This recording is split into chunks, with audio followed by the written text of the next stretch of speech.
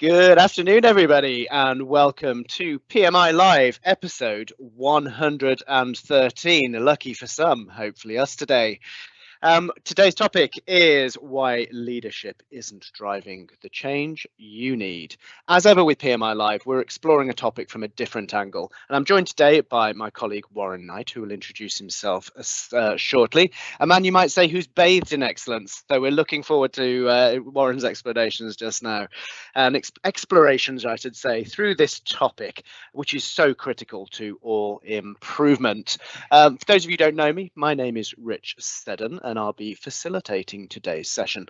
I'm partner and CEO of PMI, and as ever, it's our pleasure and honour to be with you this afternoon and be able to deliver this session for you. For those of you who are joining us on the live streams on LinkedIn, on YouTube and Facebook, great to have you with us. If you would like to join the live session so you can interact, keep Warren on his toes with questions, queries and otherwise, please do pop over to pmi.co.uk/webinars, where you can still register and join the live session.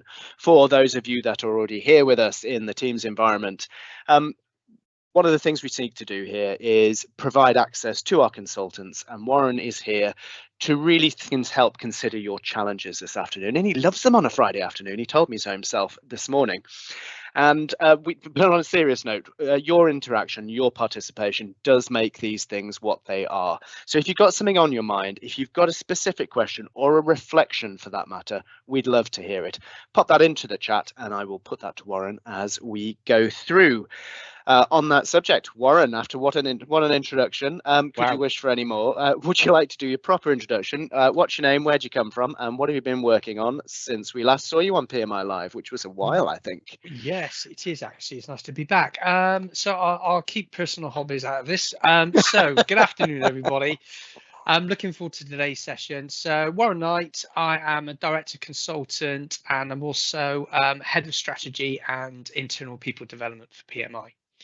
Got a range of things going on, really interesting stuff. But I guess the key thing, Rich, for me at the moment is actually quality management systems. Okay. So I'm actually delivering my first apprenticeship. So that's the quality practitioner level 4.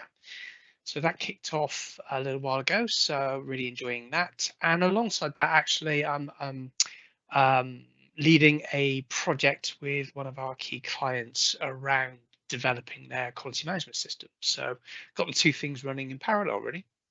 Cool. Great. Thanks, Warren. Really helpful. Warren mentioned apprenticeships there. Those of you know we are the parent company of Capella, and we've launched 2 new standards, 2 new apprenticeship standards, which were on the beginning of the session. We will put links to those pages into the chat very shortly, so you can take a look at those. As ever, we love to talk, so if there's anything you would like to talk through, don't hesitate to reach out. You can get us at team@pmi.co.uk. All the details are on the website. Talking of the website, you'll find our full knowledge hub, which consists of all of our podcasts, all of our vodcasts, knowledge-based articles, infographics, and every single one of the 112 at the moment. This is 113 episodes of PMI Live. It's searchable, filterable. You can get on over there and check it out. The other thing we're going to share with you later on as well is a link to our AI agent, the Process Companion, which is going great guns, which enables you to query some of the topics that Warren will be talking about today using our new AI agent. So without further ado, that's enough from me. Warren, would you like to take us through what you're going to cover today? Wonderful. Thank you, Rich. So, right. So what are we going to start with? We're on the subject of change. So I guess we ought to start by painting a bit of backcloth here and thinking about what are the fundamental elements that really drive sustained and successful change in the organization. Next, we're going to look at the role of the leader in that. So the secret's out already. There is a link between the two things.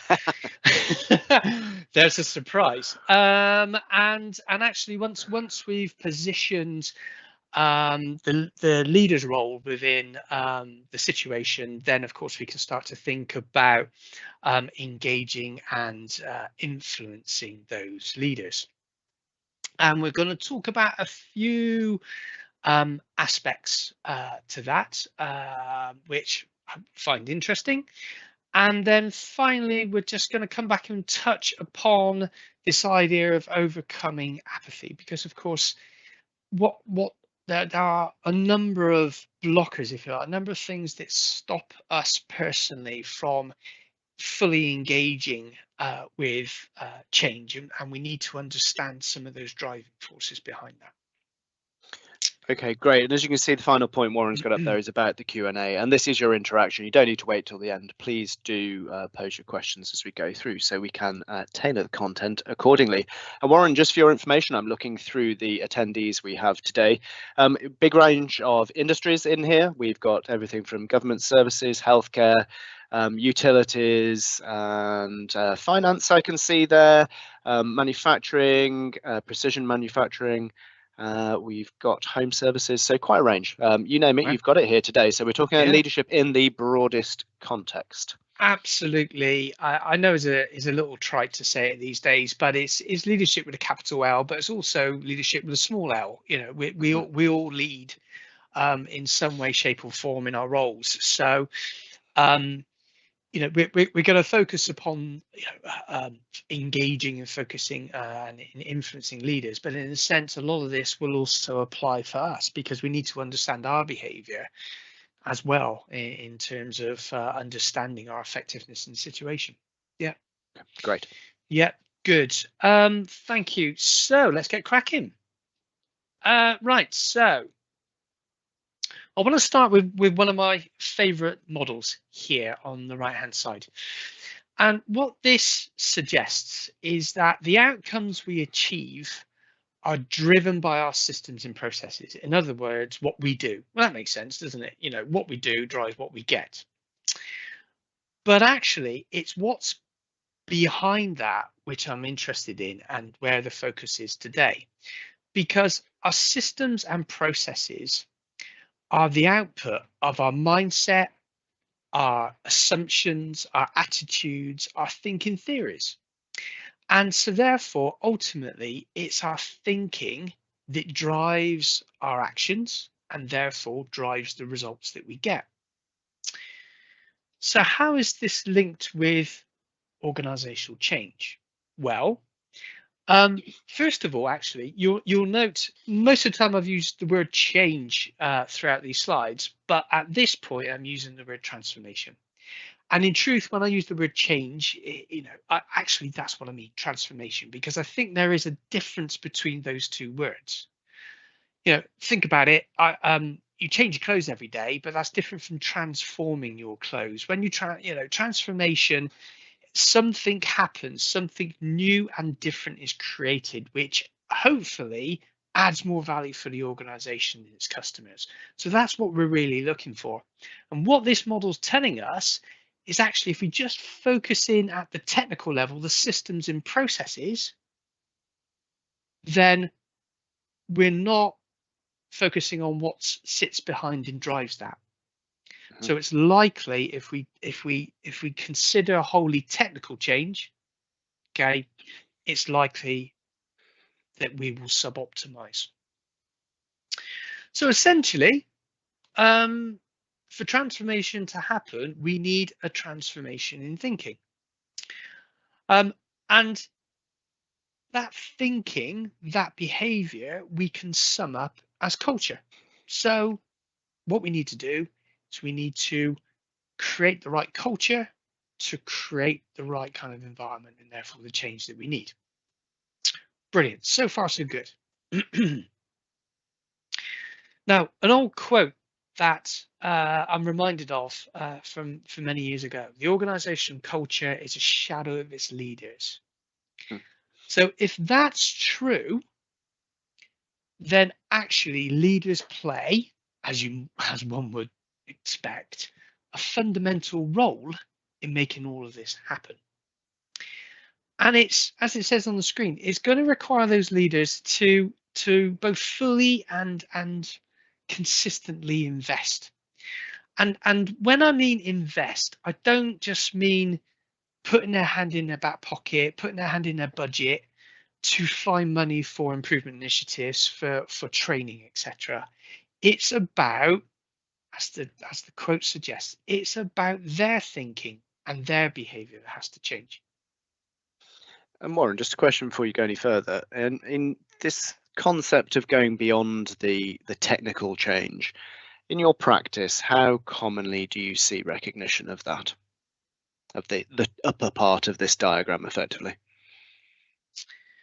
I think we have some sense of it, of course, because we recognize this idea of change management, and we've got to communicate to people when we implement things. I think that's different though from changing our thinking about something. And personally, I think often leaders will task people in the organization to go and make change happen. Do it. Yeah. And for me, if I'm completely honest, it's like I'm being asked to run on a treadmill so that they get fit, and it don't kind of work. They don't kind of work in that way. So if they want to get fit, they need to get on the treadmill, and it's a bit like that for this. It's the best analogy Okay. I've got. No, fair enough. They need to engage with it, and I think that's what this is about. Right, so it's about the leaders taking on new and different perspectives, new and different thinking, which obviously leads to new and different behavior. But that means that leaders need to change. And actually, people don't change. Okay, we can change processes, we can change assets within the organization, but we can't physically change people. So this idea of change management, although everybody understands it, actually it isn't quite right. People transition. What that means is becoming comfortable, familiar, and competent, if you like, in a new situation. You swap that out for learn potentially, Warren? People Yeah. transition and learn, or people learn? Yeah. Absolutely, okay. absolutely. So we do this often in our lives. Becoming a parent, moving to a new city, first job, getting promoted. These are all points at which we transition. We have to come out of our place of existing competence and safety, and we have to learn. Yeah, absolutely. We have to learn. We have to adapt. Okay, to become familiar and competent in that new situation. And that's tough. That's tough. There is a cost attached to that. It's not just learning rich, it's the fear of the unknown, the fear of failure, all of those types of things, all the things we associate with change.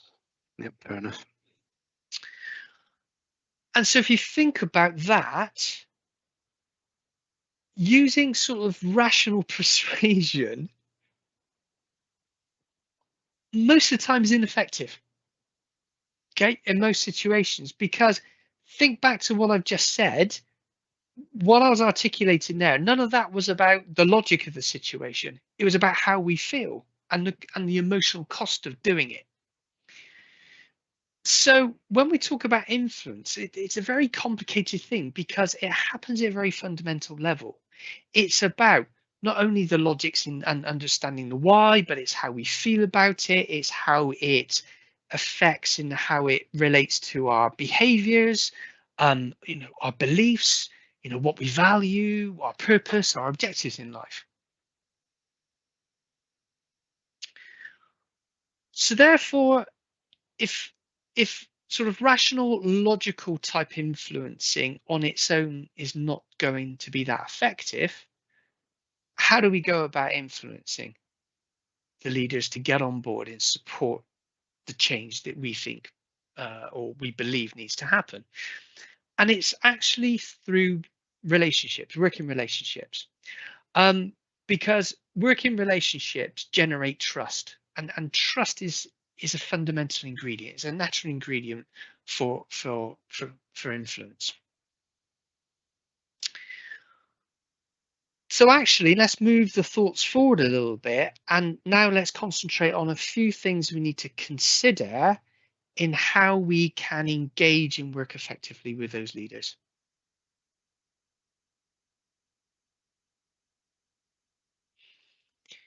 So again, we want to influence a leader. We want to, or a leadership team. We want to convince them that there's a need for change. And it likely it's that you haven't got a lot of time to convince them. They're very busy people. And also the situation is very complex. There's lots of moving parts. There's lots of things that you need to convey to them. Let's have a look at some of the characteristics of leaders and how that might present some challenges for you. First of all, by their very nature, leaders work on the system. They don't work in the system. So what does that mean? It means actually they kind of live in the white space between the things of detail. Okay, their job isn't to be an expert in one particular area. It's about getting the various elements of the organization and the system working well together, playing well together. So they don't tend to do detail. It's not a natural part of their job. Actually, leaders expect to interact with us, okay, and to be consulted. Some interesting research I saw a while ago, Rich, which suggested that of those leaders surveyed, they want to start talking. They want to start collaborating within 5 minutes of the meeting starting. Mm-hmm. Now, have we got that planned in our mind? So when we walk in the door with our presentation and we want to give them a darn good talking to, remember that they actually have a relatively short attention span for being talked at. And of course, they're leaders. They're successful. They've been around the block. They've had to meet challenges head on. They're successful. So they got a lot of experience about how the organization ticks and how things works and how you get things done. So therefore, when you walk in the room with them, when you engage them, they're already going to have an opinion. Okay. And you may need to understand that opinion. You may need to shift them from that opinion. So it's some challenging things. Very, and there's a degree of fear in several of those things on the right-hand side, isn't there? Yeah, absolutely. It doesn't necessarily, and they're not doing it on purpose. It doesn't make it easy for us to download everything that we need to get them to understand. I don't know if that's resonating with the audience. I don't know if there's any sort of remarks on the chat about that. Any experience? Yeah, there's a big couple of thumbs up, but we'd love to hear that. So if you, as I said earlier on, if there is, how does this look? Reflect on the content that Warren's saying. How does this look in your world? Do you recognize any of this? Is it oversimplified? Is it too much detail? Does it not match your organization experience? We already had some responses there. Yes, I recognize this. We've got another one in there. Are you being polite, saying it consulted in the first 5 minutes of the meeting?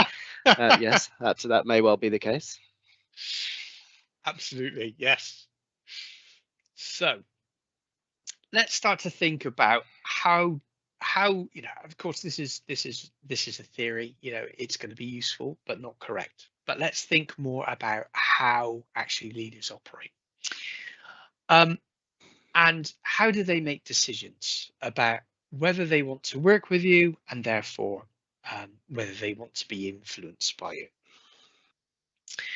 Primarily, they work intuitively. Okay, they make decisions intuitively rather than logically. And therefore, there's two primary questions on their mind. First question being, how aligned are we? Okay, in our understanding of the situation, what we're trying to accomplish, our beliefs about certain things that will be of influence in that situation. And the second thing is, can I trust this person to deliver? Because obviously improvement change, there's always a risk associated to it. And so is it worth going there, or is it actually, safer to stay where we are? And how we work with them and how we develop that relationship will determine the answer to those questions. So first thing I want to talk about in terms of this sort of intuitive decision making is around how we might engage leaders from their perspective. So we've got a model here. All models are wrong, but some models are useful. I think this is a really useful model. It's based upon thousands of data points. And it suggests that leaders in the role have sort of 4 areas of preference, okay, in terms of how they operate. We'll start with the North Star there, which is purpose. Okay, I mean, this is the fundamental aspect of leadership. Whenever you think about what is leadership about, first thing which comes to mind is about building vision, building a future, expressing purpose and leading people towards that. So purpose is pretty fundamental to a leader. And if we go to the bottom there, south, also performance, and therefore being focused upon achieving outcomes and encouraging, as it says here, innovation to deliver results. And of course that's also fundamental for a leader. It's no point having these great aspirations if you haven't got an eye on, well, how are we actually delivering? Are we moving forward? So if you haven't got those as a preference, probably not going to last long in the job. So the 2 we're going to concentrate on today are those 2 on the left and right, process and people. And if you like, these are the preferences. These are the ways in which leaders prefer to go about, okay, getting things delivered, getting results, okay, towards the purpose. If we start on the process side, as it suggests, so process orientated leaders, it's about the what and the how. That's what they're focused upon. Okay, so it's about what's the action list. They tend to have more of a directive approach. This is what we need to do. Lots of planning. Okay, in focus, wants to know what the plan is, what's the milestones, what are we going to do, when we're going to do that. Data driven in terms of decision, very much focused upon accountability, getting the job done. Leaders with more of a people preference, on the other hand, deliver through people. Okay, in one of my previous webinars, I talked about this idea of the servant leader. Okay, so very much about, the key one here is about developing others, enabling others, okay, to be able to make the change happen. Very much a leader who leads through inspiration and motivation and looking to create harmony and moving the workforce in the direction of travel. And so therefore, in comparison to the sort of more process orientated leader, has much more of a sort of coaching type facilitation approach. I've painted these as extremes. Of course, nothing in reality looks like this, and it's about preferences. It's not to say we are one or the other. And of course, the other thing is, if we're fully developed and we got good growth as a leader, we would expect to display elements of each. But it's about trying to create some polarization for the point of the exercise. So if I now sort of bring that on, and let's start to think about if that's the leader's type of preference and perspective, how might they talk? what might the discussion sound like? So imagine you've got on the left, you've got a process leader, and on the right, you've got a people leader, and they're talking to each other. And this is the kind of things that they're saying based upon their preference. Anybody see a problem with this? Okay. Yes, more you read it, yeah. Yeah. So bit of self-diagnosis now. So I want you to think about what might be your sort of dominant preference. Is it process? Is it people? And then start to think about those key people around you. They may be senior leaders. There may be other people that you're trying to influence. And think about what might be their dominant preference. And then we've got a little poll for you. So let me just read this and make sure we're very clear on the question I'm asking here. So yeah, first of all, think about your dominant preference. Is it process? Is it people? And then pick one person that you at the moment are trying to influence. And actually you're finding some challenge in influencing them. What do you think their dominant preference is? And then what I want you to do is to choose the statement that best fits the situation. So is it answer 1, you're both people preferenced? Is it 2, you're both process preferenced? Or is it 3 and 4, where actually there's a difference? Okay, you might be people or process, they might be people or process. Okay, so there's a difference rather than a shared preference. And then answer 5, you're either not sure of your own, need more time to think about that, which would be fair enough, or actually don't have enough data about the leader to diagnose their preference. Excellent. We've got some very keen people answering the poll in the chat. So Neil, if you'd like to launch the poll application, that'd be very useful. Brilliant. You're off the mark. I was worried about people needing extra time to read that. You're tearing away. So the poll's now on screen, folks. Just take a moment to read that and see. We can see those live results coming in already. Yeah, lots of P's. We're aware of that. So just take a moment to think about it. And what Warren's asking here is about what statement best fits your current situation. So maybe a session you've had recently, or a project, process change you've been involved in recently. What do you think based on what you've heard so far? Okay, we'll give you a few moments to respond to that. You can see we've got quite a few people in this afternoon. And I appreciate some of you English is not your first language, so please do take your time and think about your responses. Yeah, there's a lot of P's there, aren't there, Rich? Preferences, people, yeah, yes, lots. I've got a suggestion for a 6th option here. Leader has output result focus, and I have a process and people focus. Okay. Thank you very much. That goes under other, by the way. But thanks for your explanation. Okay, so Warren, if you can see those results in the chat, they're coming in live, so you can see them. Thanks, Neil. If you want to close that poll out, that'd be great. And what have we got? We've got a preference for, I just did that, didn't I? Used another P. We've got a bias. Let's use that one. The leader has a process preference, whilst I have a people preference.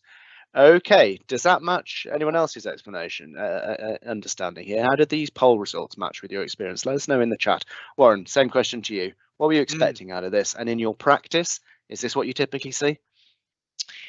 I'm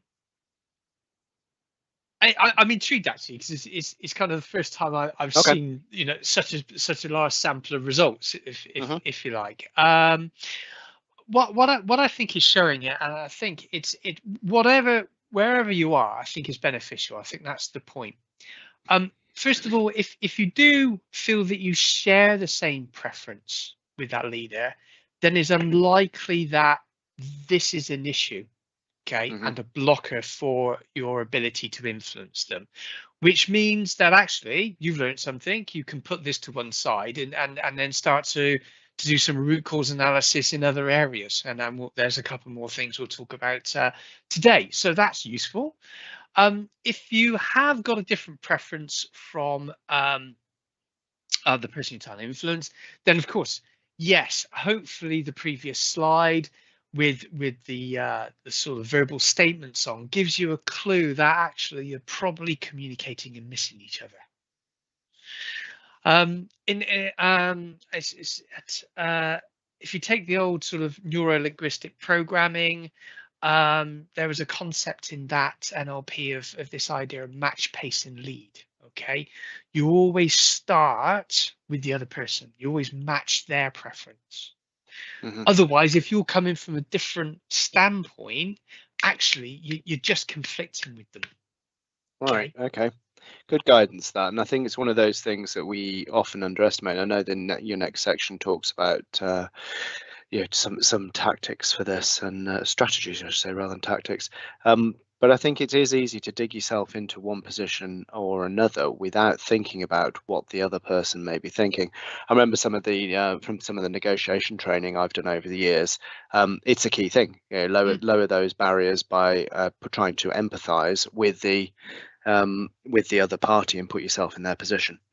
Absolutely. Absolutely. Of course we go in, this is often sort of high stakes for us. We got needs, and we're trying to influence.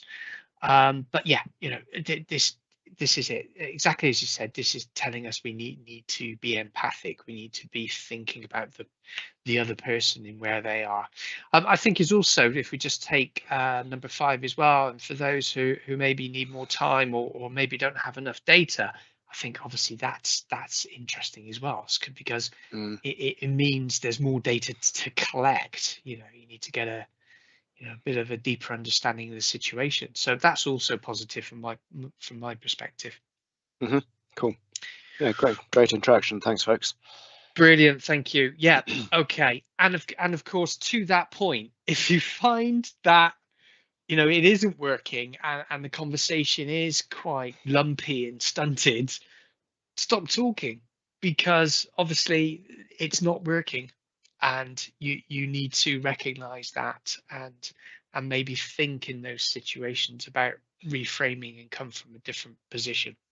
And Warren, you won't have seen this, but in the chat earlier on, when you were talking, someone made the point that the fear of silence often means we spend at least 20 minutes just talking at the leaders, usually about stuff they already know. Yeah, really interesting. And I responded actually saying the value of silence is often underestimated.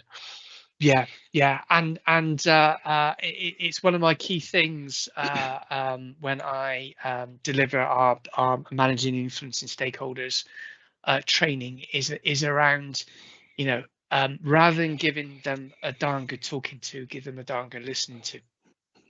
Yep. It's difficult though. We're on the stage and we got to deliver. Yeah. Right. Yep. So on to now a little bit more about decision making.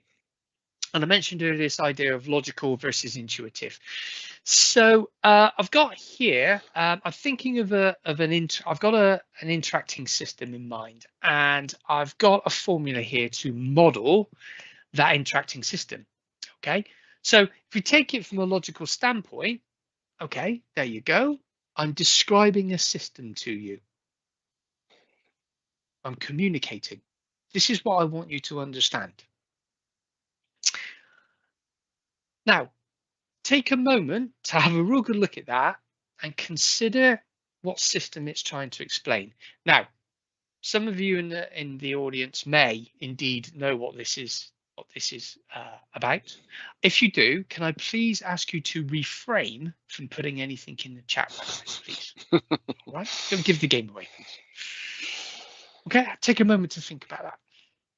Okay. All right.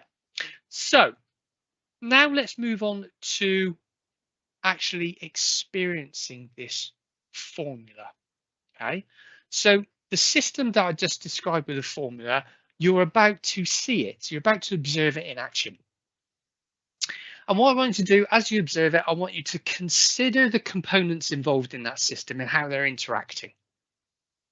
And then the exam question will be, what factors in this system are important and we need to consider to understand this system in the situation.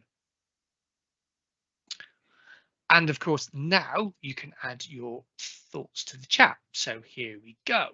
Ready?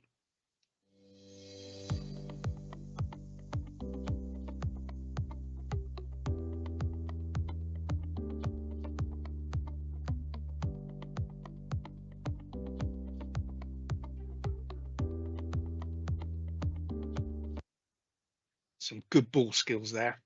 Excellent. Good to see what they were up to last week in the office. Excellent. Absolutely, very well.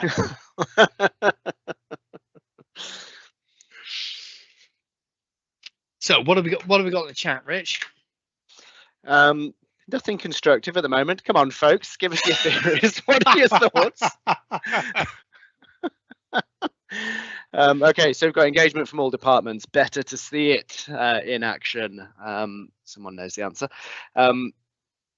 Come on, folks, your thoughts? So what Especially all of our own. Important here we go. Collaboration going on here. We can see it coming in. Yep, thumbs up to that. Working together. There we go. Look, you've all come to life now. Well done. Responsibility, passing responsibility to someone. Working together, knowing what's expected. Hot potato. Yes, we can all relate to that one. Yeah, that old issue. And of course, cool. at a more fundamental level, there's skills involved. You know, it's hand-eye coordination. We got to be monitoring speed, trajectory. Okay, all sorts of things going on there. Okay, so we could do quite a big cause and effect actually, and probably if we pushed it, you could do that quite quickly in your mind. So I know people are starting to answer that in the chat, but let's get some survey results then, because I'll be interested to see. So another poll, which we'll launch in a second. So which one did you find most useful in helping you to understand the system that we need to intervene in? Okay, was it number one, the formula, or number two, observing the system in operation? So please. Okay, I'm going to put that on screen, Neil.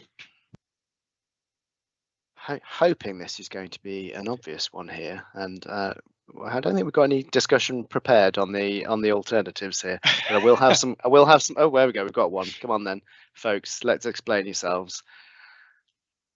Oh, there we go. Excellent. Right on cue. The formula focused on different levels of the system. It explained the mechanics and potentially the physics. Okay, by that potentially.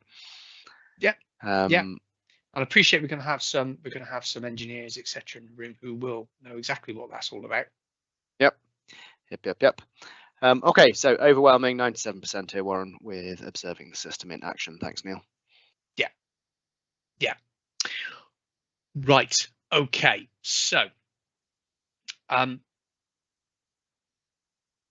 we were processing intuitively. So what we were doing, we were using our experience to form a model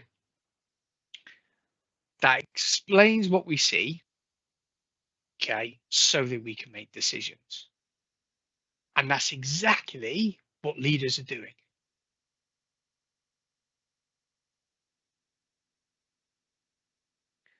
And whilst I accept the fact that the formula is useful and is important, it's back to it's very difficult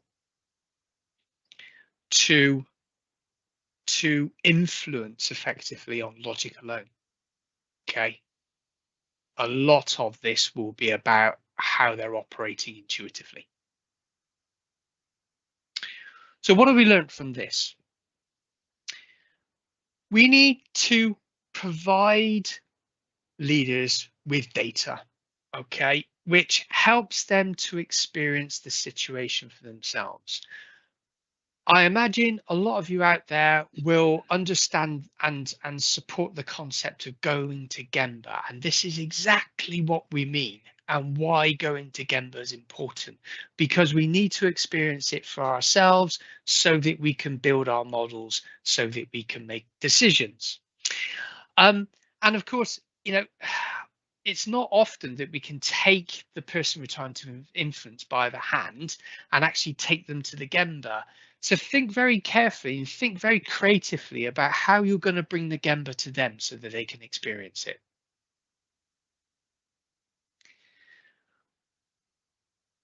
Also, I suggest what we need to do, we need to add to that meaning and understanding, okay, of the implications.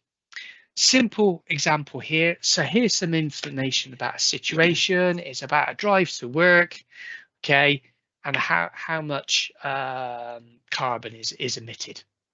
Okay, brilliant. So we've got some information, but it's only when we start to put, so what does that mean, and what's the implications of that? Does that information become really useful from an influencing perspective? So that's just over a metric ton per year, which is going to take 48 trees to offset. Wow. Now, I can't really get my head around 200 grams of CO2 per kilometer for 20 kilometers, but boy, I can get my head around 48 trees. That makes perfect sense to me. Mm-hmm. And is resonating here. Yep. So what this requires is careful consideration of the data that you're providing. It needs to be both qualitative and quantitative. It needs to be qualitative, okay, because that paints the picture, paints the context, but it needs to be quantitative as well, because that gives magnitude. It tells us by how much. But even then, and of course, you need to be prepared, keep the detail in your pocket. I wouldn't start with the detail. And this, folks, is why units of area are always expressed in numbers of football pitches. So we've looked at different perspectives and how we might communicate from different perspectives. We've looked at different ways that we can understand things and make decisions. Final area I'd like to talk about today is this idea of apathy, which in a sense, that's what we're trying to overcome when we're influencing.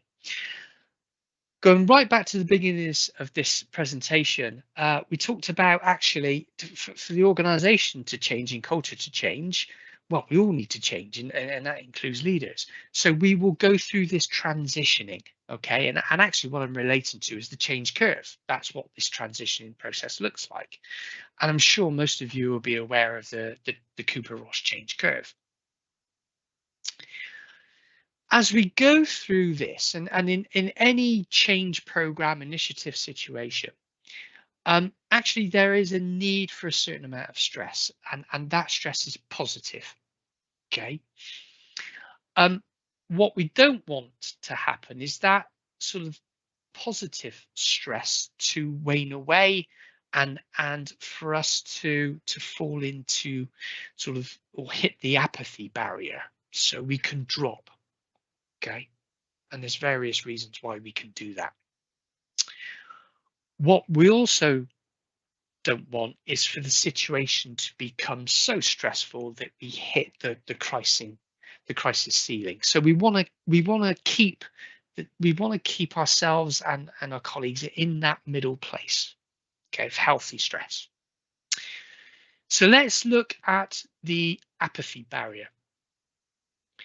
And we've got it here as a formula. So what's important here from an individual's perspective, it's about our level of personal dissatisfaction with the current situation. How dissatisfied are we? What's our level of clarity about where we're going? Okay. What's our understanding of at least, in general, the process we're going to take to get from A to B, and what are the critical first steps we're going to take? And of course, the cost of the change in terms of learning, in terms of risk, etc., etc., etc. And for me, these are all areas that we can get blocked in, okay? And when we get blocked, it reduces our energy for change, okay? And our intrinsic motivation for change. Mm. So let's just think about those in a little bit more detail and some of the things that we might do to respond to that. So firstly, level of personal dissatisfaction. So for me, level of dissatisfaction is about having that healthy dissatisfaction. Okay. It's not sort of you're off the cliff dissatisfied, because that's not useful. It's not effective, because you tend to get paralyzed at that point. But a healthy level of dissatisfaction is, yeah, hey, actually things could be better around here, and I recognize that ultimately I'm not comfortable in the current situation.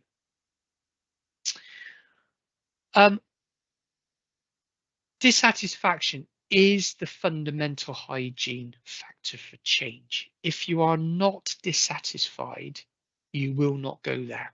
If you think about it, if I'm totally satisfied with the current situation, why would I bother changing? Because there's a cost involved. So that would be cost and no profit. How do we make sure that people are appropriately dissatisfied? Well, there are so many things happening around us, and in truth, there are so many problems to tackle that they often become institutionalized. It's just the way things are around here. So they fall off our radar, and we're no longer dissatisfied by them. They're just how things are. Yeah. So around dissatisfaction, that's where our exploration comes in. It's about reawakening our awareness about that, and it's through our awareness that we reconnect with our dissatisfaction. It's that whole question of, are you sitting comfortably? Well, that forces you to actually think about that, and actually you may not be. Yeah. So the data helps here. Everything that we've spoken about so far is loading that particular point. Okay. And of course, as well, the implications, as we just said with the carbon example. So we might be dissatisfied with the current situation, but we might not really understand, well, what does good look like and where can we go with this? This is often something I find, Rich. It's about the client not necessarily knowing what good can look like, and be, to be blocked by that. So of course, the WIFM, what's in it for me? So if I do move, and personal interest is a powerful influencer, and that needs to connect with what's important to them. Okay. For the good of the organization will only wash so far. Yep. The first next steps things, it's about risk. We've got to clearly see what the next steps are and understand those steps. Otherwise, we will perceive the journey as full of risk.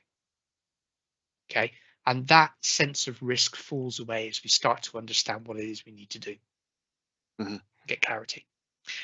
And finally, we cannot get away from the fact is there is a cost involved. Okay.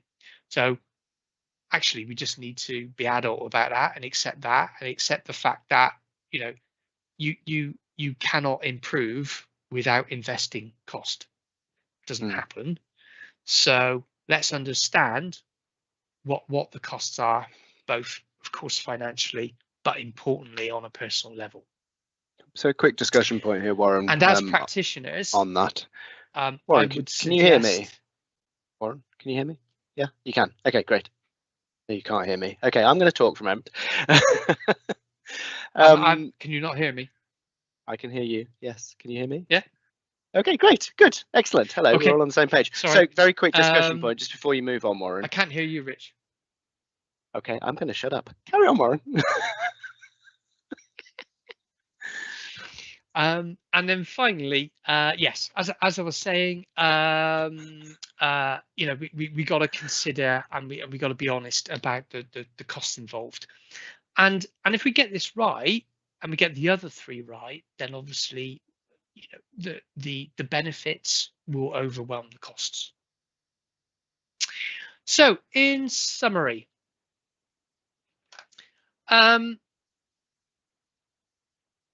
organizational change requires a change in thinking and behavior by leadership often, because it's the leaders who set the tone for the thinking and behavior and culture.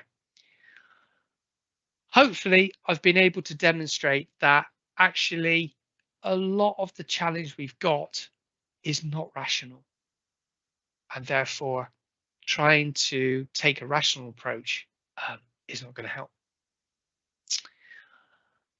We've got to play to the emotional side. We've got to play to the intuitive side of it. And to do that, it's about social interaction and influence. And there's a couple of things that we've mentioned today which may help with that, which is about communicating from their perspective, helping them through the data that you present to build their own model and understanding of the situation, and to make sure that you're attending to the things that could be blocking them from moving forward. Excellent. Now, Warren, we have a theory that you can't hear me, so you're going to see my lips moving, and hopefully now you can, and see what further comedy gold we can create.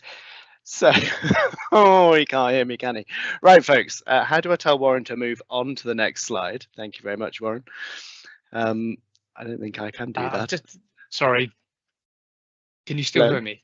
Yes. So the mic's working, the speaker's not working. Okay. Everything else is fine, so carry on. Okay. I will carry on. There you go. Oh, hang on. Okay. Can anyone can do a webinar provided by Mime, and I'll try that one. Okay, folks. So thank you very much, Warren. Even though you can't hear me, learning never stops. We have got, as we mentioned several times, items in the Knowledge Hub. Some of the latest releases are in there. We've got a building resilience and managing stress piece for improvement practitioners, how to get a return for your apprenticeships. We've got the Greenbelt Success Guide that has been published, and with himself here, 5 leadership pitfalls, including those on communication. So we'll see how those work out. We've got Niall with Unraveling Relationships on correlations. And finally, we've got this month's latest episode of Leading for Business Excellence, which is with Hayley Glasby-Ringham, a partner at KPMG. Always worth a listen. So finally, folks, as ever, we thank you very much for your participation. It's great to have you with us. We don't take your participation for granted. It is truly an honor and a privilege to deliver these things. So on that note, thank you very much for joining myself and Warren, who can't hear me, and have a great weekend when you get to it. Thanks, folks. Thank you.